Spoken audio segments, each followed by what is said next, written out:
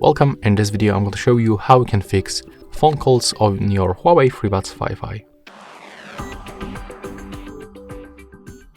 Okay, so I'm going to show you my method how you can fix it, and it's very simple. You just have to be connected with your buds and the phone, and you have to open the Bluetooth settings.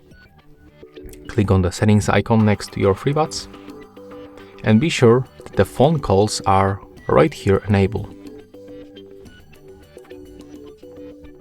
So when you have this switcher turned off, you will be not able to talk through your earbuds. But when you enable it, you will be able to talk and hear through your FreeBuds 5i.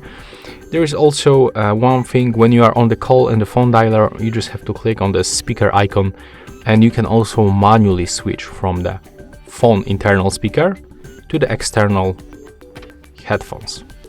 And that's all for this video. If you find it helpful, remember to leave a like, comment and subscribe to our channel.